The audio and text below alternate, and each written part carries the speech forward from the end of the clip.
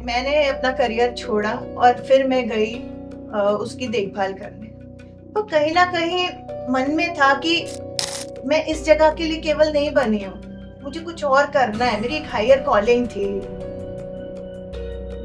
तो ये बात है 2016 मैं एक बहुत ज़्यादा ट्रॉमा से गुज़री थी। मेरे फादर को कैंसर था और उनको हील करना मुझे नहीं आता था तब।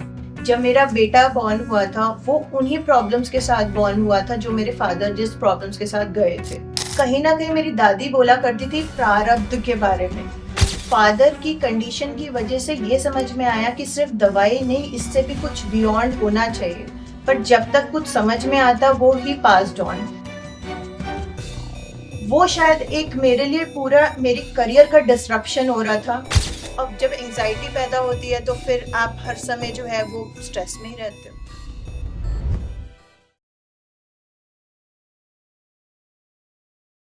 दोस्तों नमस्कार, स्वागत है आप सबका द अमित दुबे शो में। और जैसा कि मैंने वादा किया था कि इस शो में आपको अलग-अलग इंडस्ट्री के लोगों से मिलवाएंगे, और आज उसी कड़ी में इस शो के अगले एपिसोड में आज हमारे बीच में हैं द श्रुति त्रिवेदी, एक जानी-मानी लाइफ कोच, जिन्होंने अपने कोर्स के माध्यम से, अपने टेक्निक के माध्यम से हज़ारों लोगों की ज़िंदगियाँ बदली है। तो आज हम लोग बात करेंगे। सबसे पहले मैम, बहुत-बहुत स्वागत है आपका आज के इस शानदार शो में। Welcome. Thank you so much sir for inviting me. और मैं इतनी खुश हूँ आज क्योंकि इस चैनल के माध्यम से मैं इतने सारे लोगों के बीच में पहुँचूँगी। और मुझे ये पता है कि सर आप जहाँ पे हैं वहाँ पे मेरा होना बहुत ज़रूरी है। हमारी एक्चुअल कई दिनों से मैडम से बातचीत चल रही थी, बट कभी हमारी टाइम की कमी हो रही थी और कभी आपके टाइम की कमी हो रही थी, इसलिए मैं मिल नहीं पा रहा था। तो मैम चलिए करते हैं शुरुआत, और सबसे पहले मैं चाहता हूँ कि आप हमारे दर्शकों को अपने बारे में बताइए थोड़ा। हाँ जी, मेरा नाम है श्रुति त्रिवेदी मिगलानी। मैं एक लाइफ कोच हूँ। मेरा बचपन बहुत ऐसा बीता जहाँ पे बहुत फाइनेंशियल क्राइसिस देखे, बहुत सारे हेल्थ इश्यूज़ देखे, अपने पेरेंट्स की लाइफ बहुत ऊपर-नीचे होते देखी और उसके बाद ये समझ में आया कि मुझे अपने घर का लड़का बनना है। और इस जद्दोजहद में बहुत सारी चीज़ें हुई हैं कि तुमको जो है ये करना है, प्रूव करना है अपने आप को, अपनी ज़िंदगी जीना भूल गई। बहुत सारे इमोशनल बैगेज के अंडर थी मैं। और जब मैं इस फील्ड में आई, मैं एक आईटी इंजीनियर हूँ और जब मैं वहाँ पे काम कर रही थी तो मुझे एक अपना पर्पस ऑफ लाइफ नहीं लग रहा था। मुझे लग रहा था कि कुछ और है जो मुझे हायर कॉलिंग तो की तरफ इंजीनियरिंग की बुलाए। करियर मैम किस समय आपने शुरुआत किया था? मैंने इंजीनियरिंग का करियर अपना स्टार्ट किया था 2007 में। ओके। 2007 से मैं अपना इंजीनियरिंग स्कूलिंग कहाँ से रही आपकी? स्कूलिंग मेरी बरेली से रही है। ओके। और कॉलेजिंग मैंने जो है यूपी से ही रही है मेरी पूरी स्कूलिंग एंड कॉलेजिंग। ओके। इंजीनियरिंग मैंने यूपी से ही किया है।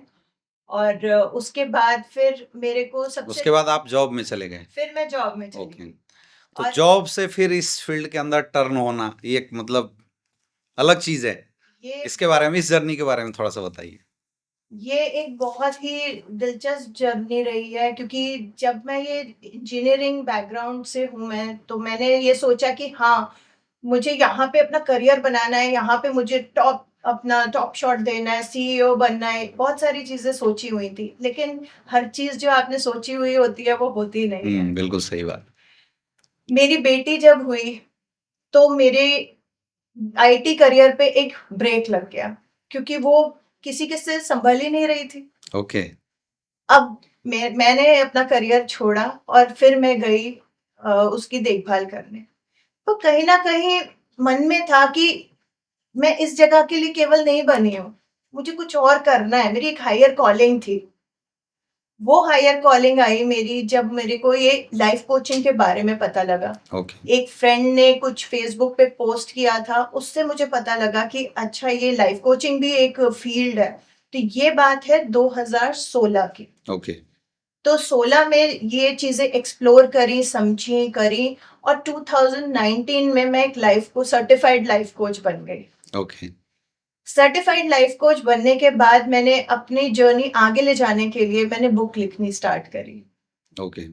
और बुक लिख करके मुझे ये समझ में आया कि जो चीज़ों से मैंने अपने आप को हील किया, मैं एक बहुत ज़्यादा ट्रॉमा से गुज़री थी। मेरे फादर को कैंसर था और उनको हील करना मुझे नहीं आता था तब।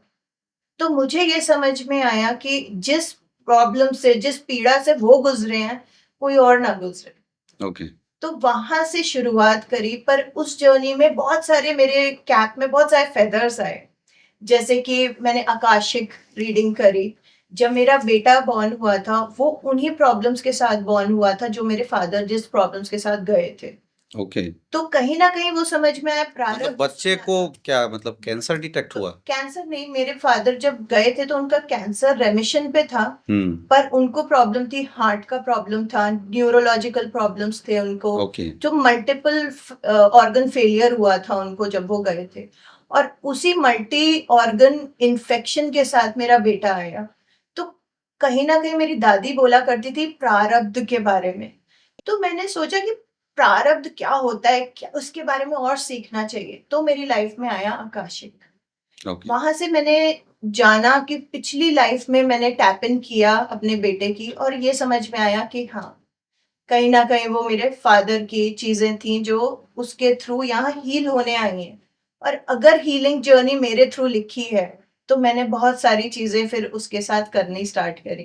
ओके। और आज की डेट में मेरे को कहते हुए मतलब बहुत गर्व महसूस हो रहा है कि वो बच्चा पूरी तरह हील्ड है, और कोई भी मतलब अभी 4.5 विदाउट साल का। मेडिकेशन अभी सही है? विदाउट मेडिकेशन, मेडिकेशन उसका 1 साल चला शुरू में, ओके, और उसके बाद मैंने सारी मेडिसिन्स उसकी छोड़ दी। ओके। मुझे ये था कि उसको जो भी प्रॉब्लम्स हैं, उसको हम हील करेंगे, पर डिफरेंट तरीके से, सेल्युलर लेवल पे जाकर के हील करना तो है। मतलब ऐसा हम बोल सकते हैं कि आपके लाइफ में इस ट्रांसफॉर्मेशन की जो ओरिजिनल मोटिवेशन है, ये आपके पिताजी और आपके बच्चे की जो लाइफ की जो प्रॉब्लम थी, उस सिचुएशन ने आपको इस फील्ड की तरफ मोल्ड किया है, राइट? बिल्कुल ठीक कह रहे हैं आप, क्योंकि फादर की कंडीशन की वजह से ये समझ में आया कि सिर्फ दवाई नहीं, इससे भी कुछ बियॉन्ड होना चाहिए। बट जब तक कुछ समझ में आता, वो ही पास्ड ऑन। हुँ, उसके बाद जब बेटी ने, जब मेरे साथ मतलब रहना महसूस करा कि मुझे मम्मा के साथ ही रहना है, वो शायद एक मेरे लिए पूरा मेरे करियर का डिसरप्शन हो रहा था टू कंस्ट्रक्टिव हीलिंग, कि मैं उस तरफ जाऊँ। मुझे वो एक फ़ील्ड मिले, वो फ़ील्ड मतलब जब से मैंने देखा है लाइफ़ कोचिंग की तरफ मैं गई हूँ, उस फ़ील्ड में मैं हमेशा आगे ही बढ़ी हूँ। और इतनी दुआएँ मिलती हैं ना लोगों की इस हुँ। फ़ील्ड में, जब उनको कोई भी फ़र्क महसूस आपकी होता है। बात सुनने के बाद ऐसा मुझे लग रहा है कि लोग बोलते हैं कि भगवान ने माताओं को एक अलग ताकत दिया है और शायद यही कारण है कि हम जब आज अभी नवमी चल भी रहा है, जब हम माँ दुर्गा की बात करते हैं तो उनके 8-10 हाथ दिखाए जाते हैं। हाँ जी। तो माँ अपने बच्चों के लिए जो कर सकती है मतलब एक आईटी इंडस्ट्री की कैरियर को छोड़ना और उसके बाद फिर अपने बच्चे के लिए हमने तो सुना था कि पति के लिए सावित्री ने यमराज से लड़ाई कर ली थी, लेकिन बच्चे के लिए आपने एक नई ज़िंदगी की शुरुआत कर ली, एक बहुत बड़ी बात है। मतलब thanks to you. Thank you so much. उस समय बस यही था दिमाग में, और कुछ नहीं था। वो कोविड का टाइम चल रहा था उस टाइम पे। तो बहुत सारी चीज़ें, बहुत सारे अनसर्टेनिटीज़ थी, बहुत सारे डर थे, सब चीज़ें थी, बट मुझे बस मन में यही था, इस बच्चे को हील करना है। ओके और इस और बच्चे आखिर में वो बच्चा अभी स्वस्थ अभी हो वो गया। स्वस्थ है, अपने पीयर्स से उसकी इम्यूनिटी बेटर ही है। बेटर हो चुकी है। Okay, very good. मैं ये क्लेम कर सकती हूँ। ओके, वेरी शुरुआत में आपने अपने बच्चे के लिए किया था और शायद आपने वहाँ पे उपलब्धि ले लिया और आज आप जन कल्याण के लिए इस कोर्स को और ये जो आपकी उपलब्धि है इसको आप लोगों तक पहुँचा रहे हैं। तो एक बार मैं जानना चाहूँगा फॉर द पब्लिक इन्फॉर्मेशन कि आज आपकी एक्सपर्टाइज़ किस-किस चीज़ में है? मैंने सबसे पहले जो आया था इसमें, जो बच्चे को जब हील किया था, एक हीलिंग मोडालिटी मैंने खुद निकाली है, उसको बोलते ओके, हैं वोम हीलिंग। तो वोम हीलिंग जो है वो एक्चुअली हेल्प कर रही है उन मदर्स को जिनके बच्चों को, जिनको लगता है कि जिनकी इम्यूनिटी कॉम्प्रोमाइज्ड है, या फिर जो है वो कुछ जैसे मेरा बच्चा जिन चीज़ों से गुजरा, उस तरह की जो माएँ हैं, वो आकर के जो है मेरे पास हेल्प लेती हैं। मैं उनको ये मोडालिटी समझाती हूँ, और जब मैं उनको समझाती हूँ और वो करते हैं, तो उससे डेफ़िनेटली फ़ायदा मिलता है। ओके, उनके बच्चे के साथ उनका रिलेशनशिप बेटर होता है, उनका अपना रिलेशनशिप अपने आप से बेटर होता है। ओके। वो क्योंकि एंजाइटी बहुत होती है मदर्स को, क्या मैं हम्म। सही पेरेंटिंग कर रही हूँ, मेरे बच्चे को अगर किसी ने कुछ कह दिया तो लोग क्या कहेंगे, हम्म। लोग क्या कहेंगे, माँ इसको अच्छे से परवरिश नहीं दे रही। तो वहां पे जो ये एंजाइटीज हैं वो डेफिनेटली जा रही हैं लोगों की, और प्लस बच्चे के साथ उनका एक रिलेशनशिप बहुत अच्छा बिल्ड हो रहा है। ओके, तो एक वूम हेलिंग हो गया, और उसके अलावा स्ट्रेस मैनेजमेंट भी आपने बताया। हाँ जी, स्ट्रेस मैनेजमेंट पे मतलब अब आप देखिए हर हर इंसान को इस समय एक स्ट्रेस जरूर होता है, वो किसी भी तरीके का हो सकता है। हम्म। मतलब एक सिंपल से बात बताऊं, मुझे अभी घर जाकर के क्या बनाना है खाने में, ये भी एक स्ट्रेस है। हम्म। और उसी तरीके से मुझे कार ड्राइव करके जानी है, इतना ट्रैफिक मिल जाएगा, ये होगा वो होगा, बहुत सारी एंजाइटीज हमारे मन में सुबह से लेकर रात हाइपर तक रहती हैं। टेंशन स्ट्रेस तो आज की डेट में लोगों की लाइफ में आ चुका है। ये यस, और ऐसा देखा जा रहा है कि आज की डेट में 50% जो अर्बन चिल्ड्रंस है, छोटे छोटे बच्चे तक को स्ट्रेस है, बिल्कुल। जिनके पास ना कोई जिम्मेदारियां हैं। तो स्ट्रेस को मैम कैसे डिफाइन करेंगे, मतलब स्ट्रेस क्या है? स्ट्रेस आपको एक बहुत ही अच्छी लैंग्वेज में बताती हूँ कि जब हम ना बिल्कुल नेगेटिव साइड या फिर वर्स्ट केस सिनेरियो जब हम देखते हैं ना किसी चीज का, वो स्ट्रेस है। ओके। मेरे को ट्रैफिक मिल जाएगा, हम्म। चाहे ना भी मिले, पर मेरे दिमाग में यही आएगा कि वर्स्ट केस सिनेरियो कि ट्रैफिक मिलेगा ही मिलेगा मुझको, मैं ऑफिस जाऊंगा बॉस मुझको डांटेगा, हम्म। ये वर्स्ट केस सिनेरियो है। क्यों नहीं सोच सकते कि जब मैं जाऊंगा तो मैं अच्छा म्यूजिक लगा के जाऊंगा, और जब जाऊंगा तो जो भी जैसा भी ट्रैफिक मिलेगा मैं खुश होकर के जाऊंगा। हम्म। ये चीज हम नहीं सोचते आजकल। स्ट्रेस किस चीज से हो जाता है, मेरी फ्रेंड ने अपनी स्विट्जरलैंड की फोटोज पोस्ट करी हैं, मुझे स्ट्रेस हो गया जी, मैं तो नहीं जा पा रही, ये भी एक स्ट्रेस का कारण है। मतलब ऐसी चीजें जहाँ पे कंपैरिजन आ रहा है, जहाँ पे वर्स्ट केस सिनेरियो सोच रहे हैं, ये सब कुछ स्ट्रेस है। आप इमोशंस आप अपने देखो, डर के इमोशंस, हम्म। हर समय डर हमारे अंदर बना हुआ है हर चीज का। आप किसी भी चीज को देख लो, जो मैं सब्जियां लेकर के आ रही हूँ इसमें बहुत पेस्टिसाइड होगा, मैं ऑर्गेनिक सब्जी पता नहीं ये सही होगी कि झूठ बोल करके दे रहा है ये। हम्म। ये सारी चीजें क्या है, डर है, और इनसे एंजाइटी पैदा होती है। अब जब एंजाइटी पैदा होती है तो फिर आप हर समय जो है वो स्ट्रेस में ही रहते हो। आज के डेट में जो मैक्सिमम लोग कंफ्यूज है ना, चिंता और चिंतन दोनों में कंफ्यूज हैं। कई लोगों से जब हम सवाल करते हैं या कई लोगों से जब डिस्कशन होते हैं, क्योंकि हम लोग भी बहुत लोगों से मिलते रहते हैं, तो कई लोग बोलते हैं सर अगर ना सोचे तो जिंदगी नहीं चलेगी, और ज्यादा सोचे तो जिंदगी बेकार हो जाती है। ये जो दोनों के बीच का एक बॉर्डर लाइन थीन डिफरेंस है, इसको कैसे हम लोगों को समझा सकते हैं?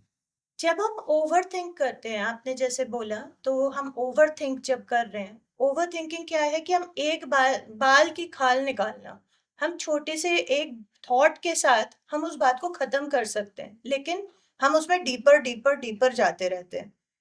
मेरे बच्चे ने कुछ खाया होगा कि नहीं, क्या उसने चिप्स तो नहीं खा लिए होंगे, क्या वो गिर विर तो नहीं गया होगा, सब ठीक है ना घर पे। मतलब मैं काम पे आई हूँ और मेरे माइंड में ये सारी चीजें चल रही हैं, क्या मैं कर रही हूँ, ये ओवर थिंकिंग ही कर रही हूँ। एक कॉल करके मैं पूछ सकती हूँ बेटा सब ठीक है, उसके बाद मैं अपने काम पे कंसंट्रेट कर सकती हूँ, पर नहीं, हमारा दिमाग जो है वो डीपर डीपर डीपर जाता ही रहता है जब तक हमारे को वो अच्छा तो लगता कुछ है। लोग इसको पेरेंटिंग कंसर्न बोलते हैं, तो क्या पेरेंटिंग कंसर्न होना गलत है? बिल्कुल नहीं, पेरेंटिंग कंसर्न होना गलत नहीं है, लेकिन हाँ, आप ओवर थिंक कर रहे हो किसी चीज को, अगर आप आपके माइंड में बैड थॉट्स आ रहे हैं तो आप वो चीज अट्रैक्ट करोगे। ओके। अगर आप यही ब्लेस करके भेजो बच्चे को, आप स्कूल भेज रहे हैं, हाय मेरा बच्चा ठीक रहेगा ना, स्कूल में गिर गिरा तो नहीं जाएगा ना, ये सब, तो इस चीज की बजाय अगर हम ब्लेस करके भेजें बच्चे को, आज तेरे स्कूल में सब ठीक रहेगा, जब तू वापस आएगा बेटा तो मेरे को जो है वो एक अच्छी सी बात बताना जिससे तेरे को बहुत खुशी मिली हो आज, hmm. Have a great day at school. क्या हम ये ब्लेसिंग दे करके अगर बच्चे को भेजेंगे तो हमारी खुद की एंजाइटी और खुद के फियर्स कम होंगे, और बच्चे को वो ब्लेसिंग मिलेगी। और यही अगर हम क्या कहते बेटा केयरफुल होना, यानी कि हम पहले से ही जो है एक डिसबिलीफ क्रिएट कर रहे हैं, हम उसको उसके ऊपर एक डाउट कर रहे हैं कि ये ठीक नहीं रहेगा, ये गिर जाएगा। मतलब निगेटिव थॉट नेगेटिव थॉट जो है, ना देने के बजाय हम पॉजिटिव थॉट अगर देना शुरू कर देते हैं या खुद भी सोचना शुरू कर देते हैं, ये जो मैक्सिमम स्ट्रेस जो लोग एक्स्ट्रा ले रहे हैं वो धीरे धीरे खत्म हो वो जाएंगे। धीरे धीरे कम होता जाएगा। हम्म, और मैंने भी बहुत स्ट्रेस लिया है इस तरह का, तभी मैं आपको एकदम लाइव एग्जांपल्स दे रही हूँ। ओके। ये सारी चीजें मैंने भी की हैं, पर जब ये चीजें समझ में आई उसके बाद से मेरा और मेरे बच्चे की बॉन्डिंग, प्लस मेरे बच्चे का दिन अच्छा जाता है। और मतलब जैसे मैं आपको ये बता रही हूँ, जो ब्लेसिंग दे करके मैं रोज भेजती हूँ कि तुम्हारा दिन अच्छा हो, कुछ एक हैप्पी मोमेंट तुम मेरे को आके बताना। तो बच्चे का माइंड भी उसी डायरेक्शन में जाता है। उसको बोलते हैं रेटिकुलर एक्टिवेशन सिस्टम। ओके। जैसे अगर मुझे रेड कलर की कार खरीदनी है, अभी तक मैं रोड पे रोज ही जा रही हूँ, लेकिन मैं रेड कलर की कार्स नहीं देखूंगी। पर आज मुझे पता है, आज मुझे ना रेड कलर की कार खरीदने का मन है, तो मुझे रोड पे सारी रेड कार्स ही दिखेंगी मोस्टली, जो हमको नॉर्मल लाइफ में नहीं इसको दिखती। पावर ऑफ अट्रैक्शन भी बोलते हैं। पावर ऑफ अट्रैक्शन भी बोलते हैं, मतलब साइंटिफिकली उसको रेटिकुलर एक्टिवेशन सिस्टम ओके। बोलते हैं। तो अगर जैसे कुछ लोग ऐसे होते हैं जो अपने करियर को लेके ओवर थिंकिंग होते हैं, ये हो जाएगा तो क्या होगा, ये नहीं हुआ तो। अच्छा, उसकी वजह से मैंने देखा है कि बहुत सारे ऐसे लोग हैं जिनकी खुद की करियर बढ़ने के बजाय खराब हो जाती है।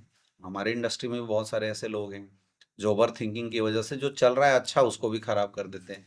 तो ऐसे लोगों को हम मतलब क्या समझा सकते हैं, ऐसे लोग आप क्या बताना चाहोगे जो ओवर थिंकिंग करते हैं, बहुत ज्यादा सोचते हैं जो ओवर थिंकिंग अपने करते करियर हैं, से रिलेटेड खास करके।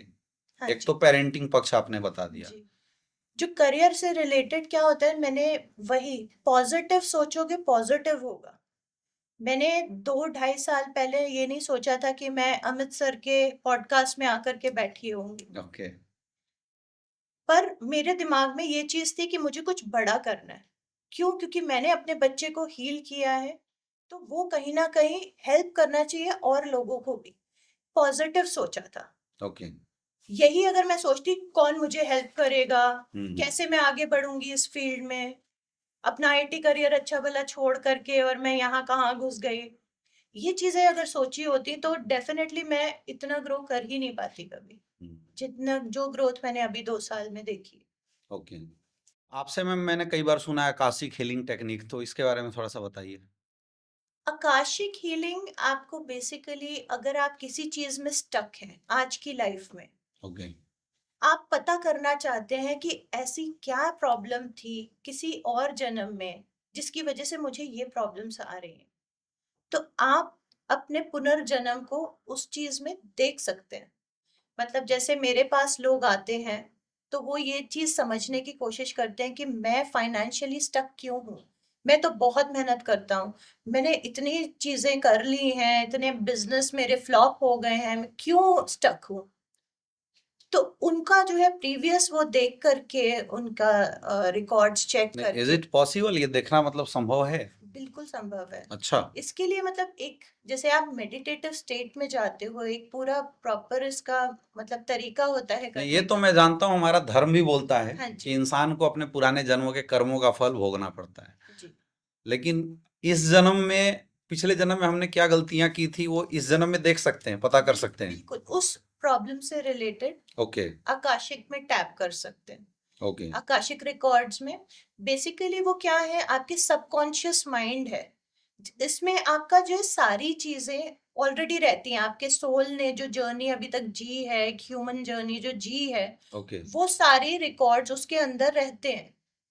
तो अब जैसे मैं अगर कर रही हूँ, मैं एक प्रैक्टिशनर हूँ आकाशिक रिकॉर्ड, तो मैं आपकी एनर्जी से कनेक्ट करूंगी। जब तक आप मुझे परमिशन नहीं दोगे, मैं आपकी एनर्जी से कनेक्ट नहीं कर सकती। और फिर मैं टैप इन करूंगी आपकी जो भी प्रॉब्लम होगी उससे रिलेटेड, और मैं वो आपका देख करके जो पास्ट का जो भी जन्म होगा जो उस प्रॉब्लम से रिलेटेड होगा, वो मैं आपको बताऊंगी। और उसके साथ में बताऊंगी क्या रेमेडीज कर सकते हैं हम। ओके। तो उस रेमेडी के थ्रू जो है आप अपने इस जन्म की वो प्रॉब्लम को हील कर सकते हैं। किस चीज में इसको हम लोग यूज करते हैं? इसको हर चीज में, जैसे हेल्थ इश्यूज है, ओके। अगर मैं आपको तो अपना आज की एग्जांपल, हेल्थ इशू का भी मतलब आप कह रहे हैं कि पिछले जन्म से कुछ कनेक्शन है? हो सकता है। अगर इस जन्म में किसी को कैंसर हुआ सपोज, तो पिछले जन्म में कोई प्रॉब्लम रही होगी, ऐसा होता है? बिल्कुल होता है। आज अगर किसी को हार्ट की प्रॉब्लम है तो पिछले जन्म से कनेक्टेड है, या पिछले इस जन्म जन्म में जो उसने कुछ खाना खाया या कुछ जो गड़बड़ी बॉडी के साथ हुई अ, उससे कनेक्टेड है? इसमें जो है 2 तरह से होता है। हम्म। अब जैसे हार्ट इश्यूज है, अब आजकल लोगों को बहुत ही नॉर्मल हो गया है ये। डायबिटीज होना, बीपी होना, हार्ट इश्यूज होना बहुत नॉर्मल हो गया है, क्योंकि हमारा, हम कहते हैं, लाइफस्टाइल इश्यूज हैं। हम प्रॉपर नींद नहीं ले रहे, हमारा खाने का तरीका बहुत अलग है, हम बहुत अभी मुझे एक केस ऐसे देखने में आया था कि एक 27-28 साल की लड़की थी और उसका किडनी जो है वो फेल हो गया। कोई मेडिसिन नहीं, कोई पास्ट हिस्ट्री नहीं।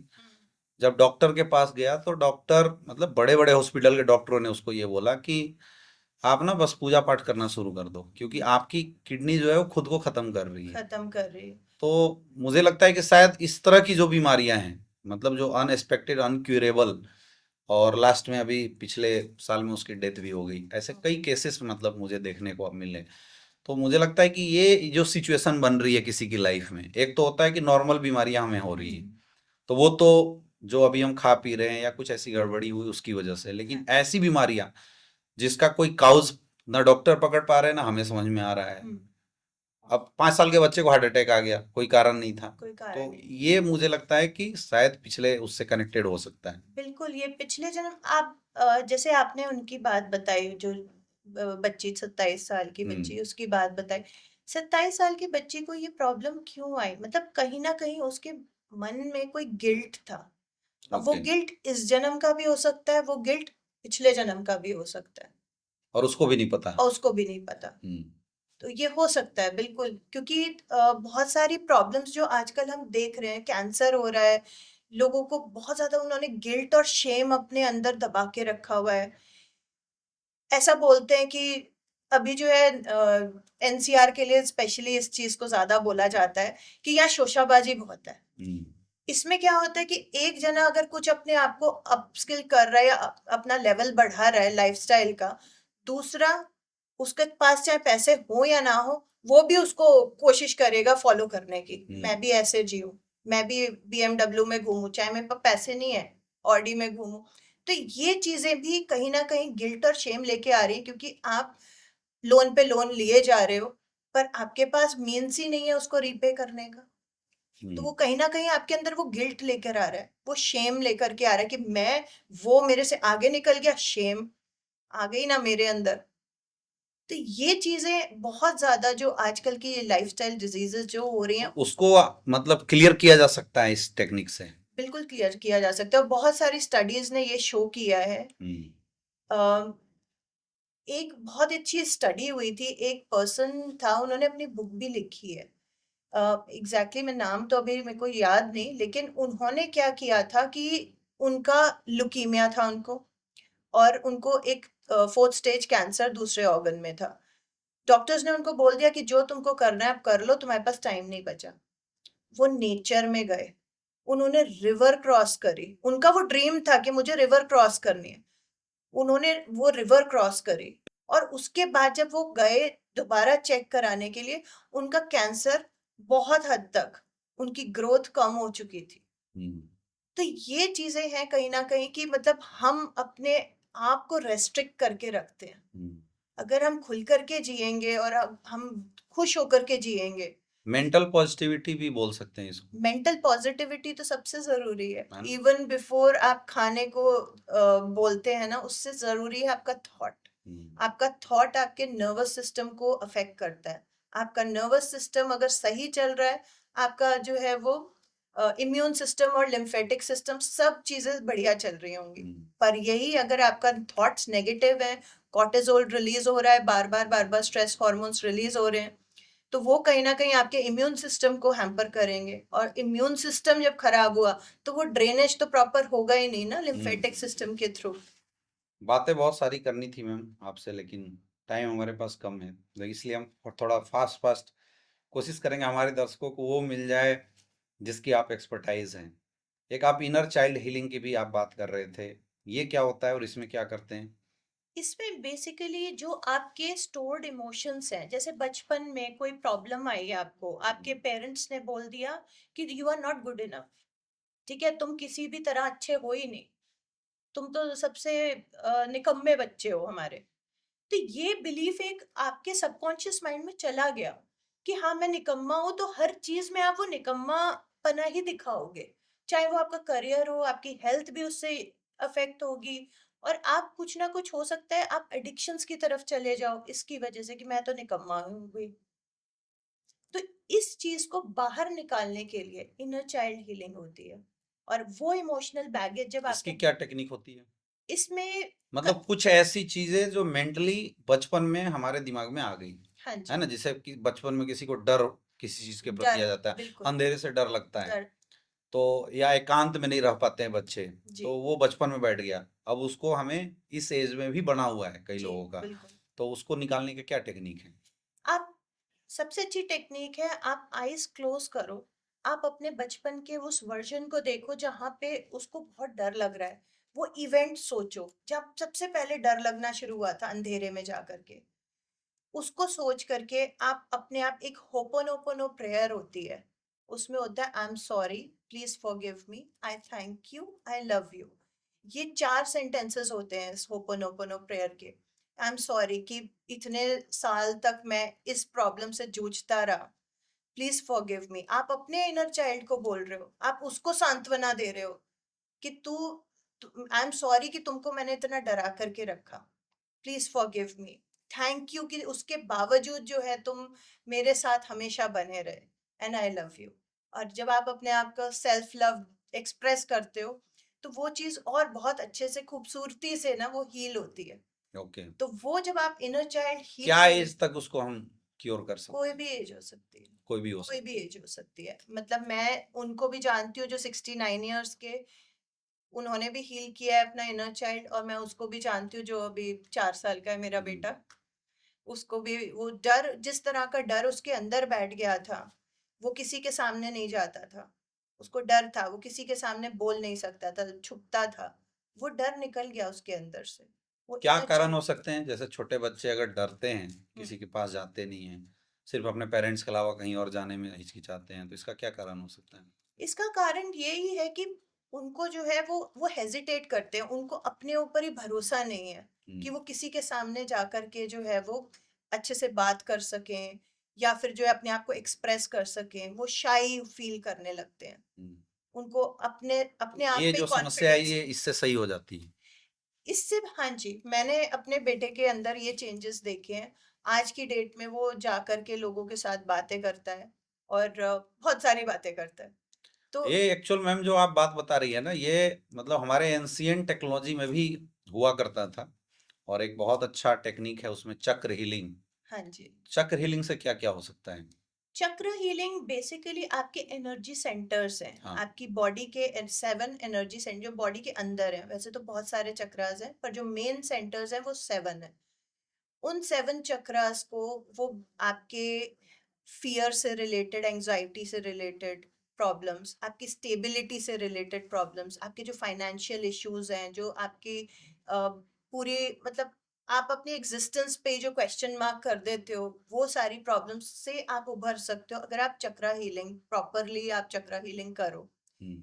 तो आपके जो है वो 7 चक्रास रहते हैं। सबसे पहले रूट चक्रा, मूलाधार चक्रा बोलते हैं। उसके बाद होता है हमारा सेक्रल चक्रा। फिर उसके बाद होता है सोलर प्लेक्सस चक्रा। फिर उसके बाद हार्ट चक्रा, थ्रोट चक्रा, थर्ड आई चक्रा और क्राउन चक्रा। तो ये सारे, ये जो 7 चक्र हैं, ये अलग अलग एनर्जी सेंटर्स, मतलब आपके डिफरेंट डिफरेंट एंडोक्रीन ग्लैंड्स हैं बॉडी में, हम्म। उससे रिलेटेड होते हैं। तो जब आपके इसलिए एंडोक्रीन, उनकी पोजीशन भी वहीं इनकी बताई जाती है। पोजीशन वहीं बताई जाती है, क्योंकि वहीं से आपकी एनर्जी क्रॉस होती है, हम्म। हेलिक्स की तरह वो क्रॉस होती है। तो इसीलिए जो है वो जब आप चक्रास पे वर्क करते हैं, उनकी एक साउंड होती है। हर एक चक्रा का एक बीज मंत्र होता है, और जब आप उस मंत्र को बोलते हैं, जब आप जाप करते हैं, जैसे ओम जाप है, ओम जाप करके आपकी पूरी बॉडी वाइब्रेट कर रही होती है, उसी तरीके से हर एक चक्रा का एक बीज मंत्र होता है। हम्म। आप जब उसको बोलते हैं तो आप एक्चुअली बहुत हाई वाइब्रेशंस पे चले जाते हैं। तो आप उस टाइम पे उस फ्रीक्वेंसी में टैप कर सकते हैं जो इस समय आपको लग रहा है कि आपकी जिंदगी में कमी है।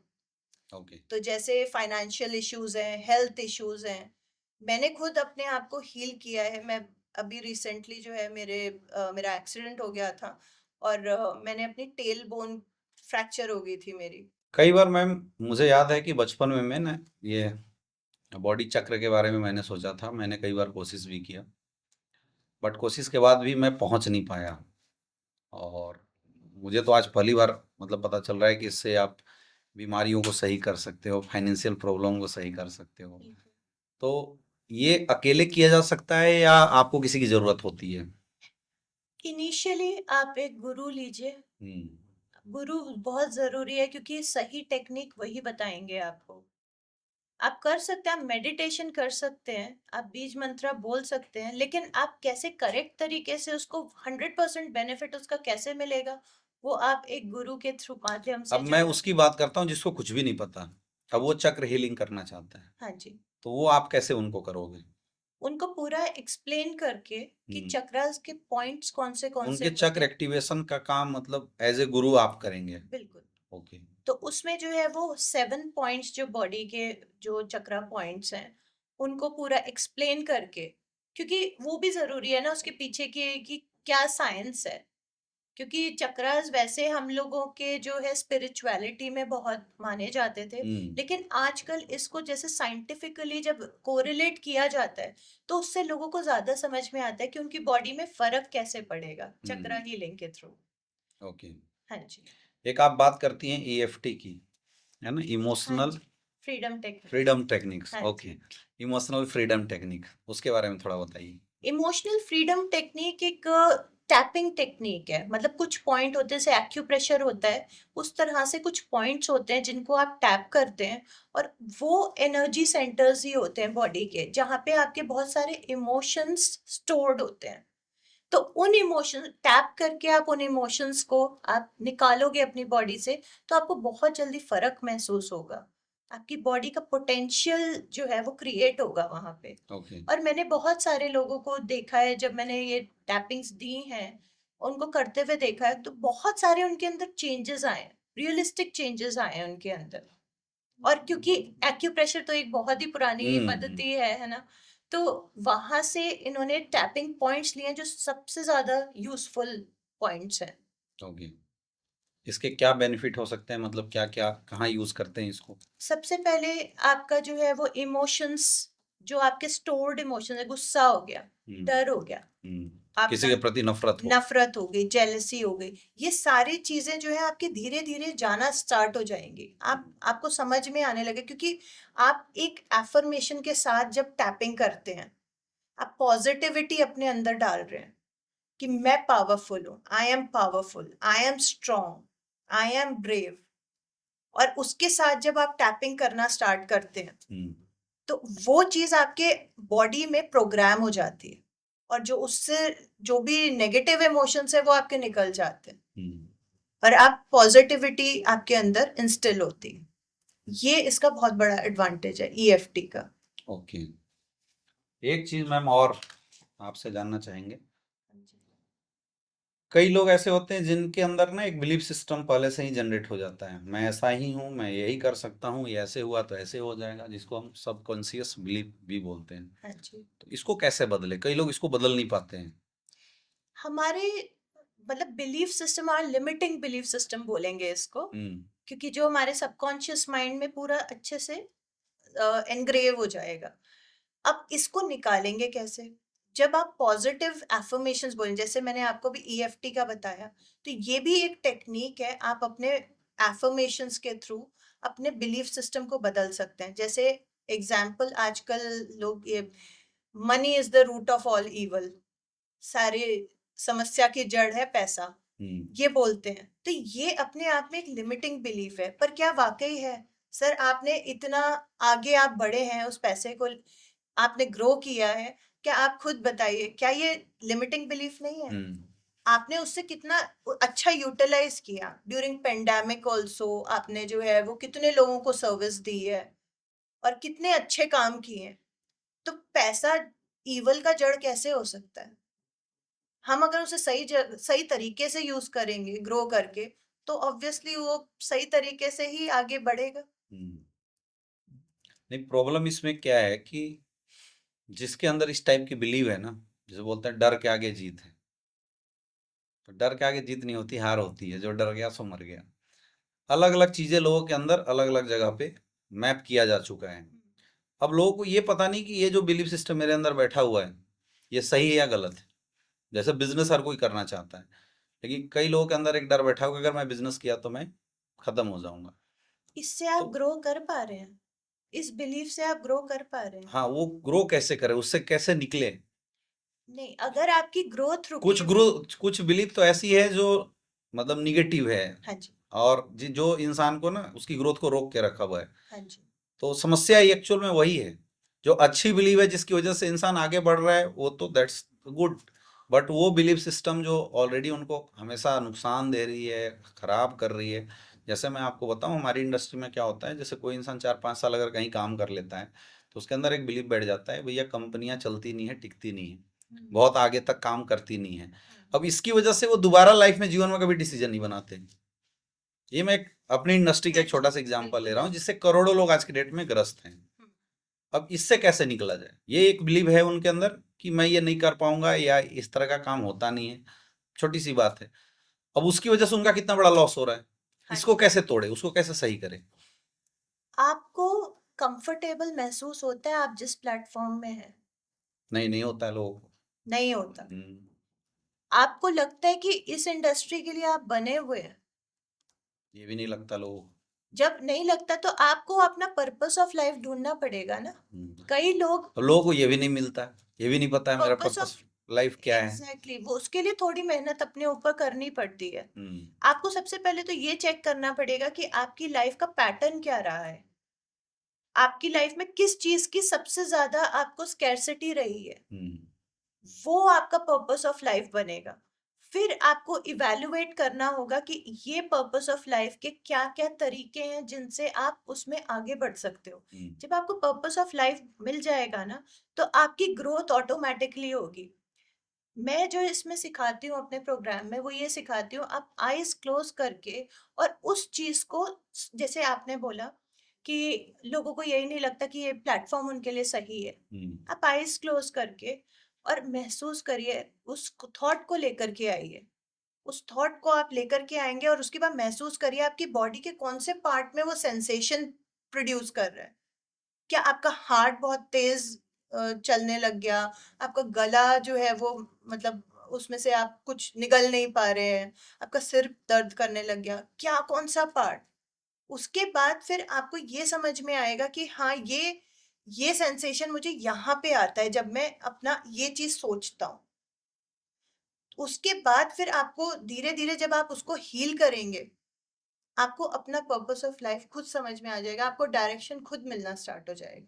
इसे हम लोग बोलते हैं खुद से बातें करना। खुद से बातें करना। अब आप कैसे कर रहे हैं ना, आप अपने उस सेंसेशन को दूर कर रहे हैं, तो उससे क्या हो रहा है, आपके नेगेटिव बिलीव्स आपके आपसे दूर जा रहे हैं। यानी जीवन में किसी भी इंसान की लाइफ में जब भी अंधेरा आए, तो उसे बैठ के अपने आप को शांत करके खुद से बात करनी खुद चाहिए। से बात करनी और चाहिए। वो जब खुद एक जवाब दे कि तुम्हें क्या करना चाहिए, तुम्हारे लिए क्या सही है, हमारी जो तो वो इनर एक वॉइस सही है, जवाब हो सकता है उस बिल्कुल इंसान के हमारी लिए। इनर वॉइस हमें कभी भी झूठ नहीं बोलेगी। हम्म, इनर वॉइस हमेशा हमें सही बोलेगी, पर जब हम कॉन्शियसली उसको सोचने लग जाएंगे, तब फिर हमारे इफ बट्स एंड किंतु परंतु आ जाएंगे। वंडरफुल, बहुत अच्छा। कई लोगों के ये सवाल रहे होंगे जिसको आपने क्लियर किया। एक बहुत ही अहम सवाल है मैम, और एज ए लाइफ कोच मुझे लगता है कि आपसे ये सवाल होना ही चाहिए कि बहुत सारे लोगों के जीवन में ऐसा होता है कि जब वो अपने करियर की शुरुआत करते हैं, अपनी जर्नी में जाते हैं, उनके जीवन में कुछ हो रहा होता है, और एकाएक जो एक्सपेक्ट करते हैं वो जब नहीं आता। जैसे मैंने एक्सपेक्ट किया कि नहीं, मेरे जीवन में 50 करोड़ आया, और नहीं आया, बट 10 करोड़ हमने कमाया। लेकिन कुछ होते हुए भी हमारे अंदर संतुष्टि नहीं होती। फिर वो इंसान परेशान हो जाता है, पैनिक हो जाता है, फिर वो उन लोगों के साथ भी गलत बातचीत शुरू कर देता है, उनके साथ गलत उसके संबंध बनने शुरू हो जाते हैं, जिनकी वजह से जीवन में आगे बढ़ा था। और कई बार मैंने ऐसे लोगों को देखा कि फिर वो साइड हो जाते हैं और अकेला पड़ जाते हैं। तो ऐसे लोगों के लिए क्या कहना चाहेंगे, मतलब ये कैसे हैंडल करें? क्या ये उनके लिए बड़ा सोचना गलत है, या वो परेशान हो रहे हैं वो गलत है, या जिनकी वजह से उनके जीवन में कुछ हुआ था उनसे दूर हो जाना, ये क्या है? ये बहुत ही ये अच्छा ये सवाल। ये सिचुएशन आता है, आपने भी बहुत सारे लोगों को देखा होगा और आप मिले भी होंगे। बिल्कुल, बहुत ही अच्छा सवाल है ये। यहाँ पे मैं बोलना चाहूंगी कि सबसे जो बेनिफिट देगी चीज वो है gratitude journaling. You count your blessings. आपके पास क्या है, आप उसको लिखिए। आप उसके लिए शुक्रगुजार होइए, आप यूनिवर्स को थैंक यू बोलिए, आप भगवान को थैंक यू बोलिए, आप जिसे मानते हैं आप उसको थैंक यू बोलिए। आप अपने आप को थैंक यू बोलिए कि आपकी body is up and working. जब सुबह सुबह आप उठे, आपकी body is up and working, आप उसके लिए थैंक यू बोलिए। आप उन चीजों के लिए जो आपके पास ऑलरेडी हैं उनके लिए थैंक यू बोलिए। आप लिखिए उसको। और जब आप लिखते हैं, यूनिवर्स आपको, जैसे आपने बोला कि मैंने मेरे 50 करोड़, इसे मांगना गलत नहीं है, पर उस फ्रीक्वेंसी पे टैप करना तो जरूरी है ना। आप 10 करोड़ की फ्रीक्वेंसी पे टैप कर रहे हैं और 50 करोड़ मांग रहे हैं, नहीं हो पाएगा। पर आप थैंकफुल हो रहे हैं कि उस 10 करोड़ के लिए, यानी कि आपकी फ्रीक्वेंसी बढ़ रही है। आपके पास वेज अपने आप निकल के आएंगे जिससे आप उस 50 करोड़ की फ्रीक्वेंसी पे टैप कर पाएंगे। और यही सबसे बड़ी जरूरत है आजकल लोगों में, कि जो आपके पास है उसके लिए शुक्रगुजार हुई। और जब आप शुक्रगुजार होंगे, आपके पास अबंडेंस, आपके पास हर चीज बहुत अच्छी आएगी। जिसने हमारे जीवन में कोई भी रोल किया उसके प्रति थैंकफुल। उसके प्रति थैंकफुल होइए। बिल्कुल। आपको जहां पे किसी ने आपको आज पानी का ग्लास भी पकड़ाया ना, और आप उसके लिए आपने स्माइल किया, तो उसके लिए भी आप थैंकफुल होइए। क्योंकि ये छोटी छोटी ब्लेसिंग्स ही तो है हमारे लिए। वो आगे काम आती वो है, आगे काम वो आती है, इंसान को बहुत आगे वो बढ़ाती है। बहुत आगे लेकर के जाती हैं। आपकी फ्रीक्वेंसी हाई, आपके वाइब्रेशंस हाई करती हैं। थैंक्स बोलने की आदत हमें हमारे जीवन में डेवलप करना पड़ेगा। बिल्कुल। अगर किसी इंसान ने हमारे जीवन में 1% का भी कहीं रोल किया है तो उसे थैंक यू बोलना बहुत ज़रूरी है। बहुत जरूरी। क्योंकि थैंक यू बोलने से मुझे लगता है कि हम ना हल्के हो जाते हैं। और मैंने कहीं सुना भी था कि जब आपके जीवन में कुछ अच्छा हो रहा हो और आप उसके लिए बार बार शुक्रगुजार करते हैं, परमात्मा को शुक्रगुजार करते हैं, उन लोगों को जिन्होंने उसमें रोल किया है, तो भगवान भी सोचता है यार इसके जीवन में इतना कुछ दिया, ये फिर भी नहीं मानता, ये सारा क्रेडिट मुझे दे रहा है, थोड़ा चलो चलो कुछ एक्स्ट्रा और दे देते और हैं। दे देते हैं, और बिल्कुल। वही जस्ट जस्ट उल्टा, जब थोड़ा कुछ होने के बाद उसके अंदर ईगो आ जाता है, हम आ जाता है, तो ऊपर वाला बोलता है कि यार इसके अंदर प्राप्त हो गया है, चलो कुछ छीन लेते छीन हैं। लेते हैं। और ये कारण भी हो सकता है कि जो बड़े लोग होते हैं वो हमेशा थैंक्सफुल होते हैं, और जो लोग गिरे हैं वही लोग हैं जिनके अंदर एक समय के बाद अहम और ईगो आया है। तो मैम बहुत बहुत धन्यवाद, थैंक यू टू यू कि आप इस सेशन में आए। और शायद आज की बातचीत से हमारे दर्शकों को बहुत अच्छा फील हुआ होगा, बहुत अच्छा लगा होगा। और दोबारा भी हम, क्योंकि आपकी जर्नी अभी चलनी शुरू हुई है और मुझे पता है कि आप जिस जर्नी में है उस वहाँ से कई लोगों के लिए अच्छा होने वाला है। हम लोग आज किसी सुधार टेक्निक में अगर जानते थे तो हम मॉडर्न साइंस को जानते थे, एंशियंट साइंस में हम लोग जानते थे, आज के डेट में एक्यूप्रेशर हो गया, आयुर्वेदा हो गया, होम्योपैथ हो गया, हम इसको जानते थे। बट आपके माध्यम से हमें एक और टेक्निक आज समझने का और जानने का मौका मिला, जिसके माध्यम से आप उस पार्ट को रिकवर कर पा रहे हैं जिसे कोई मेडिसिन रिकवर नहीं कर पाता। और ये काम आप कर रहे हैं, आपके माध्यम से लोगों का कल्याण हो रहा है, ये बहुत अच्छी बात है। तो मैं उन समस्त लोगों की तरफ से आपको फिर से थैंक यू बोलना चाहूँगा जिनके लिए आपने इतना अच्छा किया, और आप इस पॉडकास्ट में आए उसके लिए बहुत बहुत धन्यवाद। तो दोस्तों आज आप मिले एक बहुत बड़ी हस्ती श्रुति मैडम से, जिनके माध्यम से आज हजारों लोगों की जिंदगी बदलने वाली है, बदल रही है।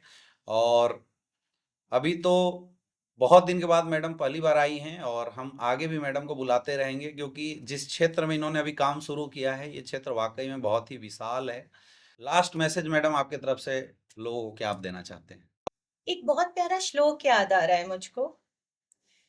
शनैः पंथा, शनैः कंथा, शनैः पर्वत मस्तके, शनैः विद्यां, शनैः वित्ताम, पंचतानि शनैः शनैः। इसका मतलब है, आप जब एक रास्ते पे चलते हैं तो एक एक कदम लेके चलते हैं। जब कपड़ा सिलते हैं तो एक एक सिलाई से वो कपड़ा सिलता है। जब आप पर्वत पे चढ़ते हैं, एक एक रॉक पे पैर रख करके चढ़ते हैं। जब आप विद्या ले रहे होते हैं, एक एक पेज से वो विद्या आपकी एनहांस होती है। वित्ता, एक एक पैसा आपके वेल्थ को ग्रो करता है। ये पांचों चीजें ग्रो तभी करती हैं जब आप धीरे धीरे स्टेप बाय स्टेप चलते हैं और उस प्रोसेस को ट्रस्ट करते हैं जो प्रोसेस आपको मिला हुआ है। और इसी चीज के साथ मेरी जो टेक्निक मैं यूज करती हूँ वो है एम्पावर टेक्निक। एम्पावर टेक्निक कहती है E for end goal visualisation. जब आपको अपना गोल पता होगा, आप उसमें अपने आप रास्ते ढूंढेंगे उसको पाने के लिए। M, M for meditation. Meditation यानी कि अपने अंदर झांकना। आप जब अपने अंदर झांकेंगे आपको रास्ते खुद ब खुद मिलेंगे। P, P for powerful words. आप जब पावरफुल वर्ड्स बोलेंगे, एफर्मेशंस बोलेंगे, पॉजिटिव वर्ड्स बोलेंगे, तो आपका जो है वो अपने आप आपको खुद में चेंजेस नजर आएंगे। उसके बाद आया ओ, ओ है ओपन अप। हेल्प मांगना गलत नहीं है, हेल्प मांगना से आप खुद स्ट्रेंथन होते हो। अब आया नेक्स्ट डब्ल्यू, डब्ल्यू है विल पावर। आपकी विल पावर स्ट्रांग होगी कोई चीज करने को, आप प्रोसेस को कंसिस्टेंटली करेंगे तो डेफिनेटली आप बहुत आगे बढ़ेंगे लाइफ में।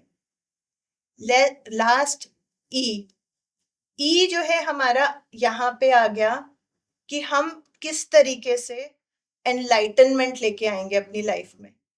वो एनलाइटनमेंट कैसे होगा? जब आप ये सारे प्रोसेसेस करेंगे, आप प्रोसेस को ट्रस्ट करेंगे। और आर, रिपीट। आप जब इन सब चीजों को रिपीट करेंगे डेली अपनी लाइफ में, आपकी लाइफ बहुत आगे जाएगी।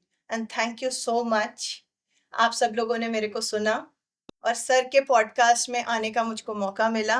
Thank you so much sir. आपकी इस एम्पावरमेंट टेक्निक से पूरी दुनिया को लाभ मिले, ऐसी हम लोग आशा करते हैं। दोस्तों, आज के सेशन में आपने देखा एक ऐसे पर्सनालिटी को, श्रुति मैम को, जिन्हें हम क्या बोले, एक अच्छे एम्प्लॉय बोल सकते हैं, एक अच्छी मॉम बोल सकते हैं और एक अच्छा गुरु बोल सकते हैं, जिनके माध्यम से इन्होंने न सिर्फ अपने परिवार को देखा बल्कि आज हजारों परिवार में वैसे लोग जो डिप्रेशन से परेशान हैं, जो बीमारियों से परेशान हैं और जो अपनी ज़िंदगी से परेशान हैं, उनको एक सही मार्गदर्शक दिखा के उनके जीवन को लाइट करने का काम करती हैं।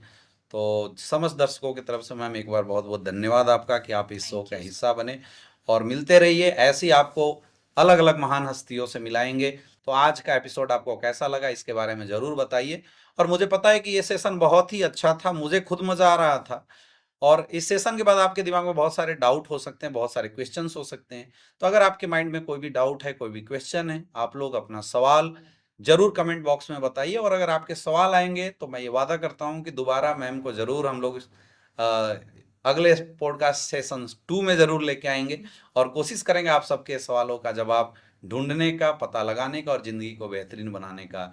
आप सब ने देखा उसके लिए बहुत बहुत धन्यवाद। अगर आप इस चैनल पे नए हैं तो चैनल को सब्सक्राइब कीजिए, बने रहिए हमारे साथ द अमित दुबे शो में। मिलते हैं अगले एपिसोड में अगले व्यक्तित्व के साथ, अगली सीख के साथ। बहुत बहुत धन्यवाद। Thank you.